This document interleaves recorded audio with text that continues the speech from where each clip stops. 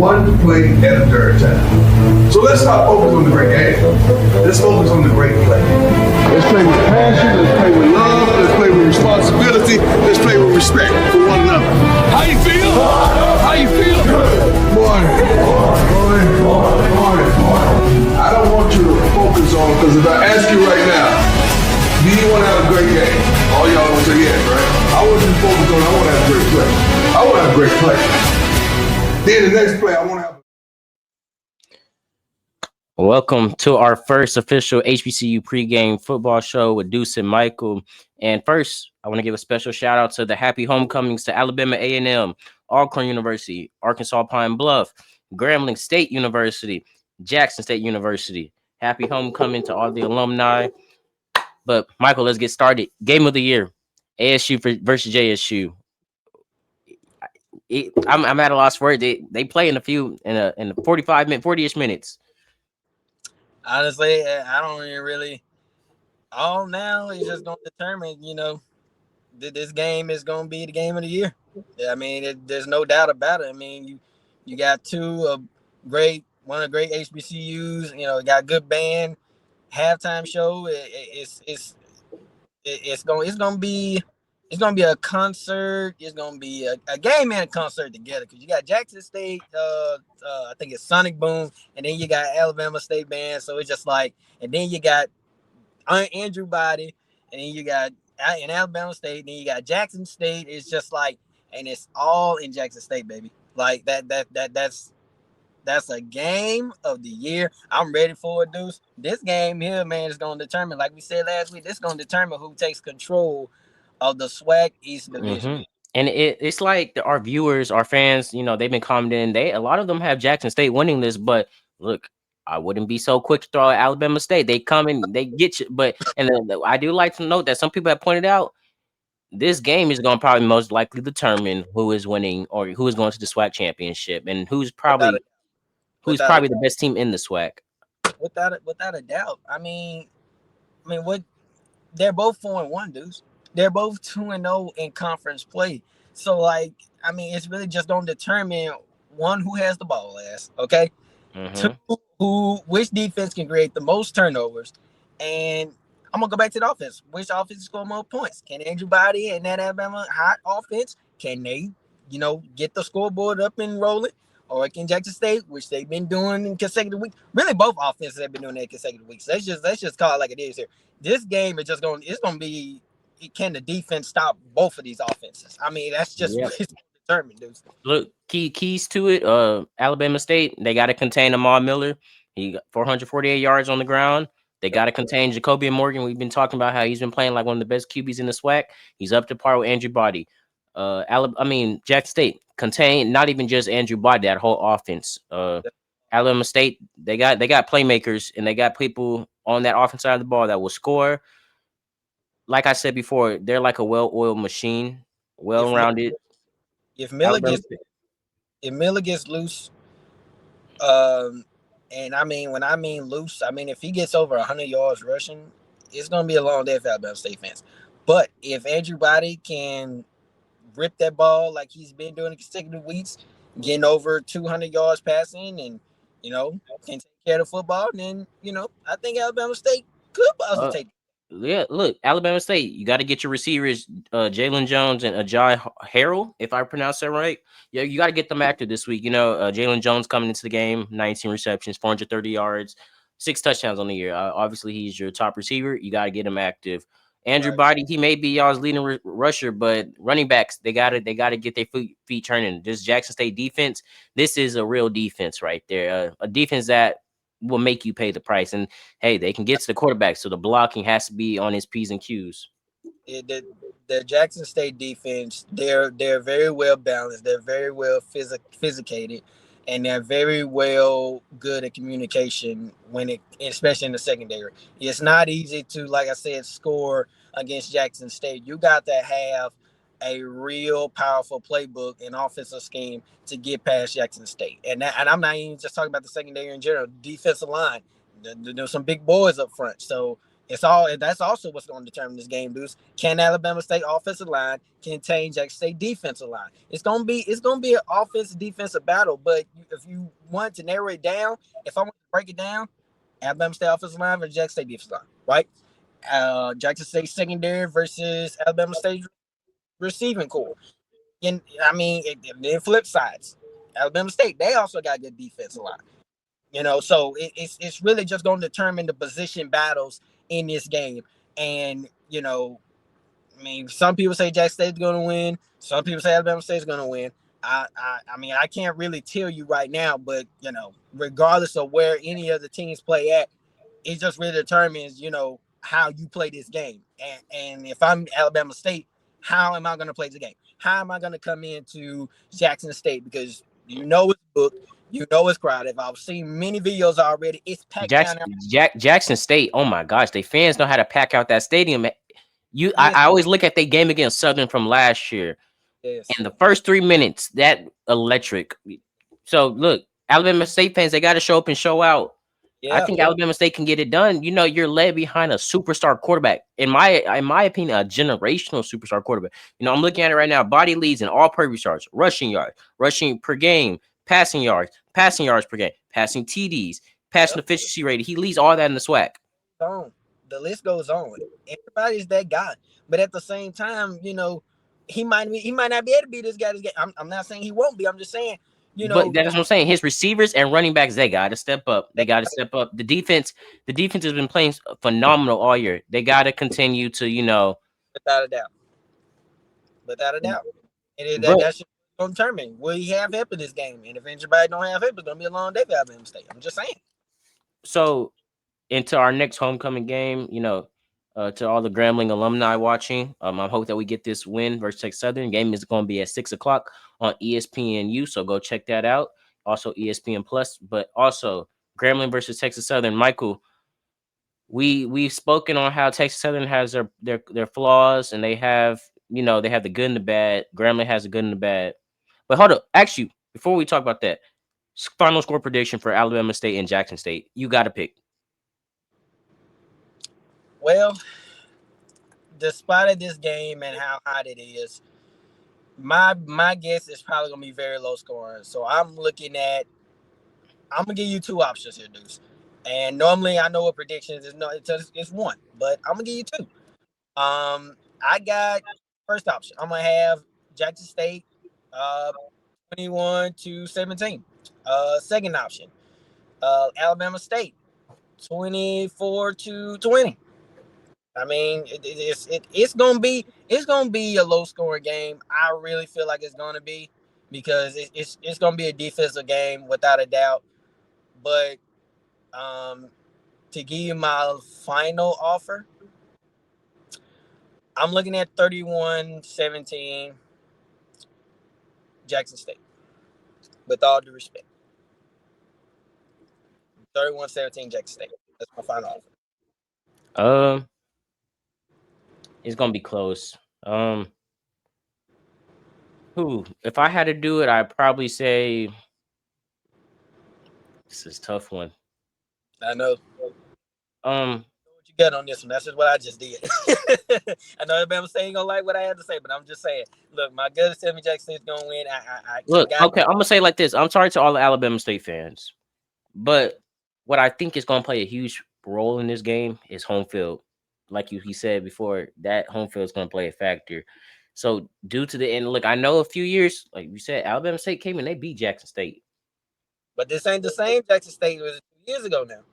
But I feel like this year's Jackson State is just a generational team. But I will say this. I'm going to give it 28-24 Jackson State. And I'm going to say this. It's going to be a close game throughout. Jackson State wins off a final possession touchdown, like we've been saying. Whoever gets the ball last. Without a doubt. If Alabama gets the ball last, I think they win this.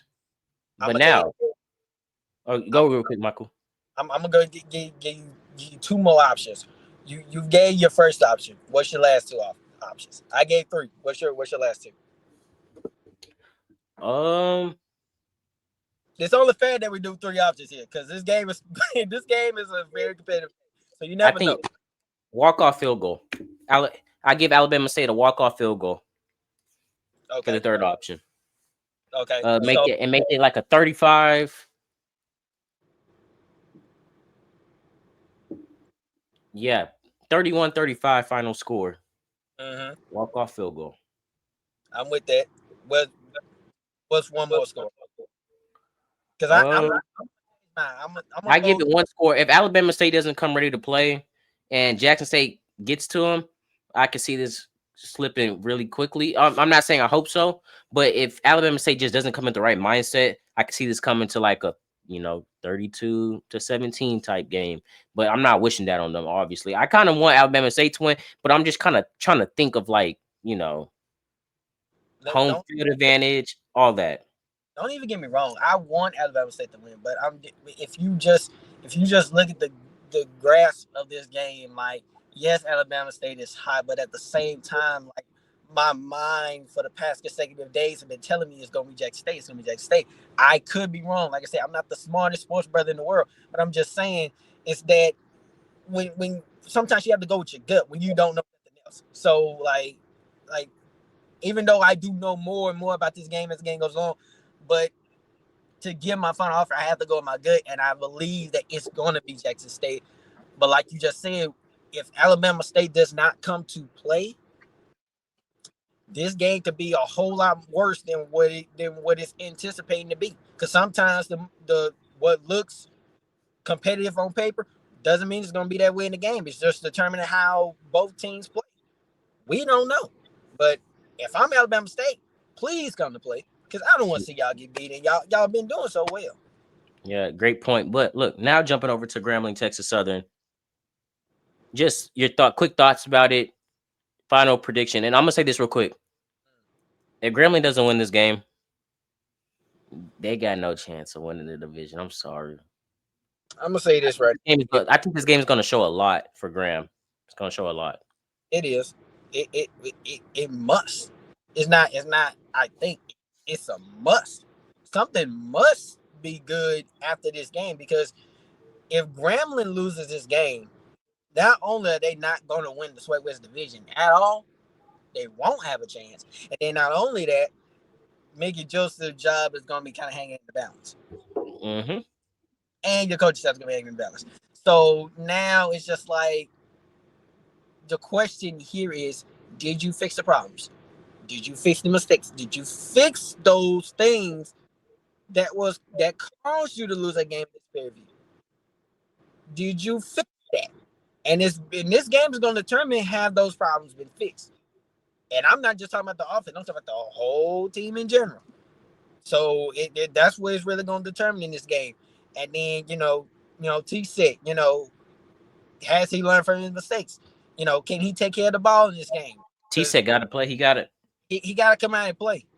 This game is more important than you think. This Yes. game is more. It's more important than you think. Yes, they cannot afford to start 0-2 in conference play. You don't exactly. You do not want to go into a conference play. You just don't. Especially you don't want to lose your homecoming game at all. I don't care. You never want to lose your homecoming game. So my thing is, can T said take care of the ball, right? Have Grambling fix their struggles that caused them to lose that game against Prairie View. Can they come out with a faster start? Because Deuce, we talked about this in the last previous games. Grambling came out slow. So now it's just like, where is Grambling's tempo going into this game?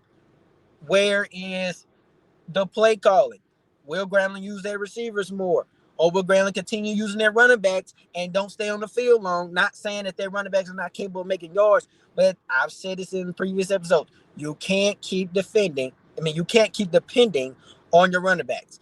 Sometimes you have to go with your receivers.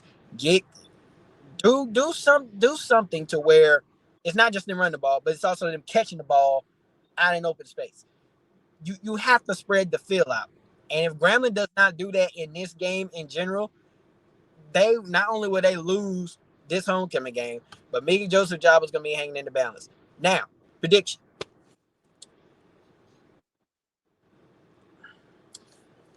I'm going to say that if Grambling does not fix their struggle going into this game, then this game is going to be close. And I got Grambling 35, 35-20. I'm really hoping Grambling pulls this out. So I'm going to say 35, 35-28 Grambling, Deuce. Look, man, I hate to say it. I think Grambling gonna come out. If they start slow, I don't see them winning this game. If they start slow, I don't see them winning this game. TSU, I'm no hate, no disrespect to any TSU fans. Y'all got a good program, amazing band. But this year, I don't think that like Texas Southern is that strong of a threat. Grambling has home field advantage. They should win this game, but they start slow, and what they've been doing all season, they're not going to win this game. But if Grambling does hypothetically come out the gates how they played against Langston, they haven't done that in over a month. I see them winning maybe like 35-21. But if Grambling's trying to play catch up, I don't even want to give a score prediction because I don't think they're going to win.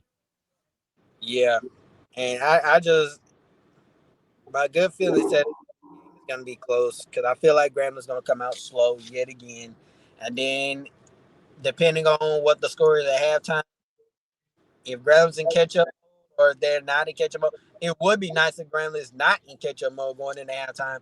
But I mean, Jackson State, they do have a good quarterback. I mean, they got a decent offensive line.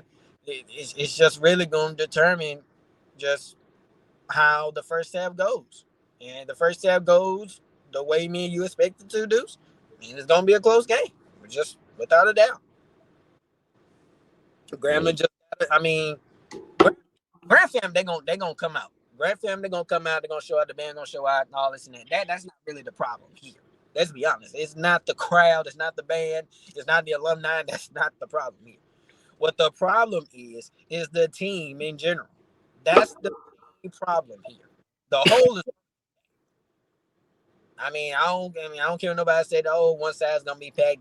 This and that. Look, if you don't know Grand Fam history, the whole is gonna be packed. The stands don't have to be, but the campus and the crowd around the stand is going to be packed. Sometimes you don't have to have a packed seated stadium to not know that there are not people there. So let's just get that clear. And I know that might not make sense to some HBCU folk, but I walked and I've been around HBCU, so trust me, I know what it is to have a packed stadium and have one side packed, not no side packed. It really just doesn't matter. Back then it used to. Back then Grambling used to be packed every game, Deuce.